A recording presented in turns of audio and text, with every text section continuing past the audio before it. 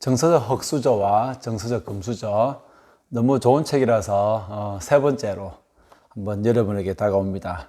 과잉 애착은 독친으로 이어진다. 자, 이런 내용들 보면서 한 번 더 또 잘 살펴보면 좋겠는데요. 아이를 부모의 따뜻한 시선 안에 두자. 아이가 부모의 시선을 느낄 수 있어야 합니다.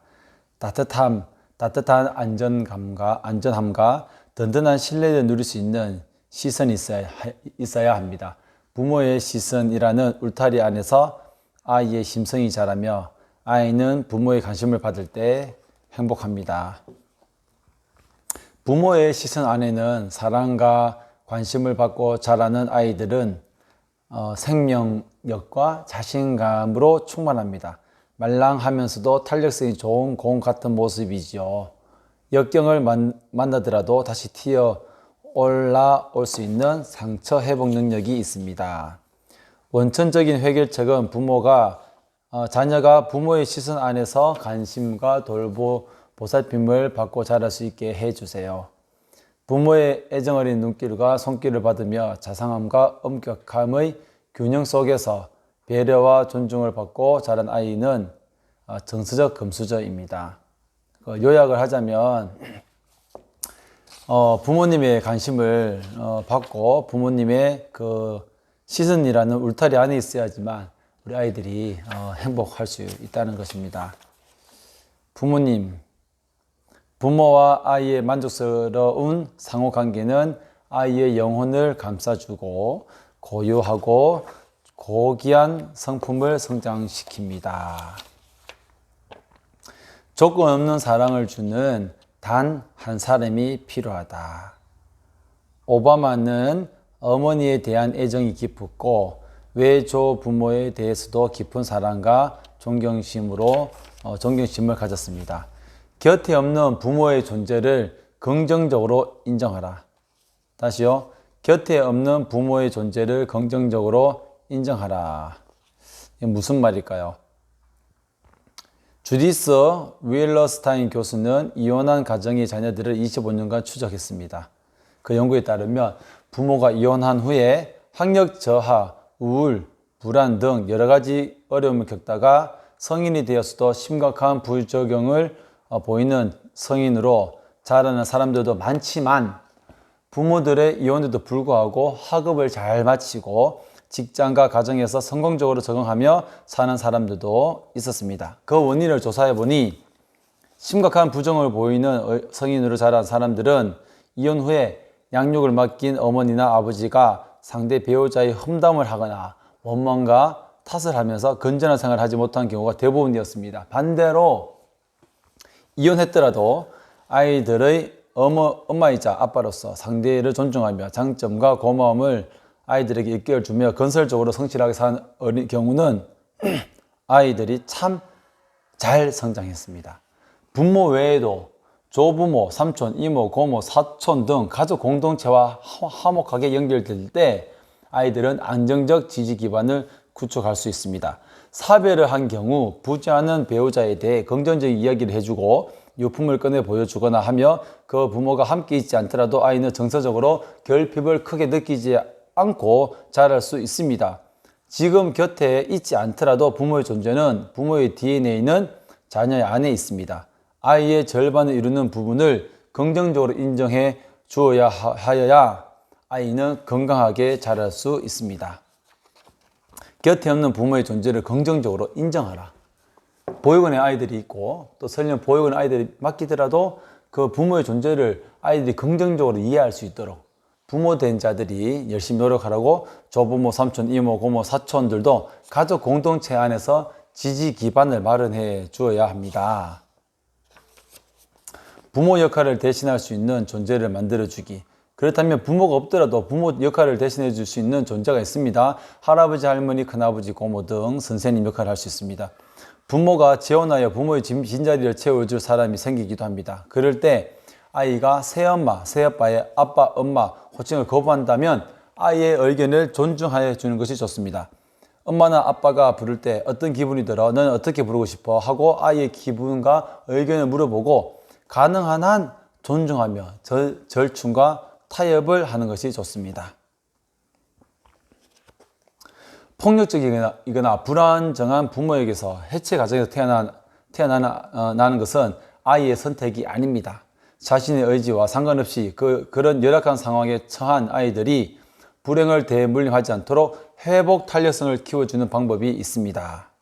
그중 하나가 미국에서 시행하는 빅 브라더스, 빅 시스터즈라는 프로그램입니다. 이 프로그램은 고등학생이나 대학생, 일반인들이 아이와 매치하여서 그러한 가난한 집안, 해체 가정에서 자란 아이들을 형, 언니 역할을 해주게 됩니다. 1년 혹은 한 달, 한두 번, 그리고 평생 그들과 놀아주고 그들의 형제 역할을 해줍니다.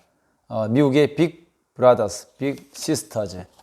더욱 놀라운 것은 이 프로그램이 빅 브라더스, 빅 시스터 역할을 해준 사람도 더 잘 살게 된다는 것입니다. 학업을 더 잘하게 하고 직업적으로 더 성공하게 하고 더 건강해졌습니다. 결국 이 프로그램은 도움을 받은 사람뿐만 아니라 도움을 준 사람에게도 긍정적 영향을 끼치게 된 셈입니다. 부모의 역할을 대신할 수 있는 존재, 바로 여러분들이라고 생각을 합니다. 빅 브라더스, 빅 시스터즈 역할을 한번 감당해 보십시오. 감당해 보시면 여러분에도 긍정적인 영향을 얻을 수가 있습니다. 삶의 큰 행복을 받을 수가 있습니다. 라는 것을 우리가 알 수가 있습니다.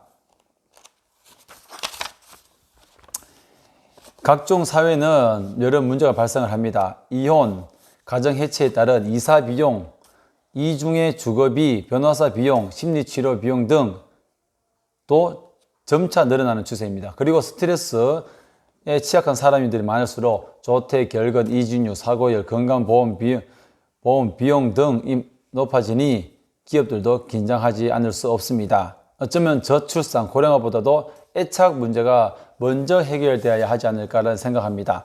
어떤 정책을 실시하더라도 중요한 것은 애착의 질입니다. 아동복지시설도 시설의 규모보다는 양육자와 아이들 간의 관계의 질이 중요합니다.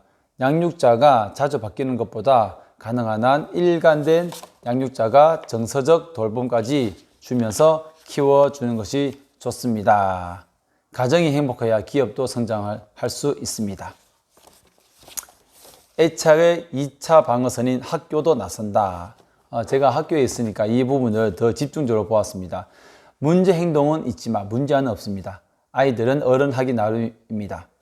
문제 행동은 아이가 어릴 때 생존과 성장이 필요한 5가지 핵심 요소인 보호, 보살핌, 양육, 지도, 지지, 태도, 지도를 제대로 받지 못해서 생기는 애착 손상의 후유증일 뿐입니다. 애착 손상으로 인해 어른들에 대한 실망, 분노가 피해망상과 적대감으로 나타나고 자신을 방어하려는 온몸에 뾰족한 가시를 잔뜩 세운 고슴도치처럼 된 것입니다.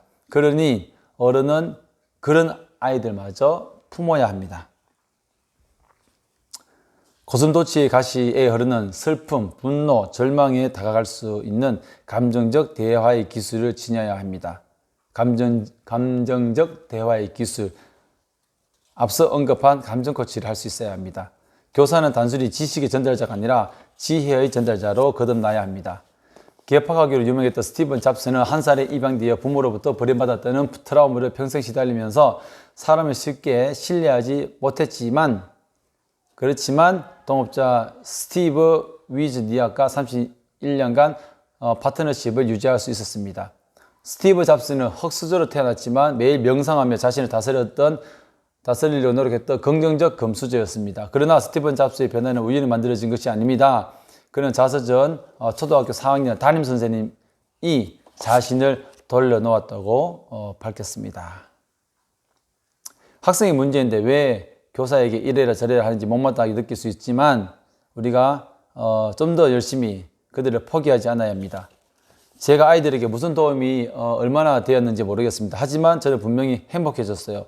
그리고 더 좋은 교사가 될 수 있다는 자신감이 있습니다. 이 긴 여정을 선택하기를 잘 했습니다. 라고 고백할 수 있는 제가 되도록 노력해 보겠습니다. 마지막 앞부분도 참 중요하지만 오늘 세 번째 찍는 이 영상이 참 중요하지 않나라는 생각이 되어집니다. 부모가 없더라도 부모 역할을 해줄 수 있는 사람, 그 역할이 가정의 어떤 할아버지, 할머니, 삼촌이 될 수도 있고 또 교사가 될 수도 있고 그러한 부분들을 많이 말하고 있습니다. 에필로그의 제목은 함께 애착사회를 꿈꾸며입니다. 애착사회를 꿈꾸며. 그 애착사회를 꿈꾼다는 것이 우리 보육원 아이들에 대한 사회적 약자에 대한 공감이라고 생각을 합니다. 마지막으로 말합니다. 저자는 태화가 안전하고 평온할 수 있도록 산모를 특별하게 보살피는 사회, 갓난 아기가 부모와 친인척의 축복 속에서 태어날 수 있는 화목한 가정, 그러한 가정을 꾸려나갈 수 있는 친가정 정책을 펼칠 수 있는 정부, 일터마다 보육시설이 운영되어 부모가 아이와 함께 출퇴근하고 근무 중에도 수시로 아이와 관계를 이어갈 수 있는 최적의 양육 환경, 정서적 검수주를 양성하는 교육제도와 교육과정이 자리 잡는 날이 오리라는 희망을 가져봅니다. 앞서 말씀드렸지만 이 책은 한 개인의 애착에 관한 애착, 심리적으로 그 아이가 성장하는데 필요한 것들을 말하는 것도 있지만 그러한 애착 형성이 우리 사회의 어떤 문제를 해결할 수 있는지, 그리고 애착 형성이 잘 되지 않는 아이들이 겪게 되는 그러한 문제들, 그리고 그 아이들을 보살필 수 있는 학교에서의 교사의 역할, 그 다음에 부모의 역할, 또 우리나라 국가의 어떤 제도적인 방향에 대해서 적은 책이라고 할 수 있습니다. 너무나 이렇게 교사로서 또한 우리 보호아동을 대한 관심을 가진 저에게는 뜻깊은 너무나 좋은 책이 아닐 수가 없습니다. 대한민국의 가족과 애착 문제를 다룬 그러한, 그리고 가족, 교육, 그리고 공공 정책에 대해서 어떻게 풀어나갈 것인지를 흥미롭게 나타내고, 그리고 가정의 어떤 붕괴나 그러한 이제 나날이 심각해지는 가정 문제에 해결할 수 있는 그러한 문제의 방향을 짚어주는, 그렇게 함으로써 아이들의 상처와 그런 마음을 치유해 줄 수 있는 그러한 책이라고 생각합니다. 참 이걸 통해서 앞으로 저도 한국예배에서 하는 활동에 대해서 방향을 다시 한 번쯤 생각해보고, 또 학교 현장에서도 아이들을 더 이해할 수 있는 그러한 교사가 될 수 있도록 노력하겠습니다. 감사합니다.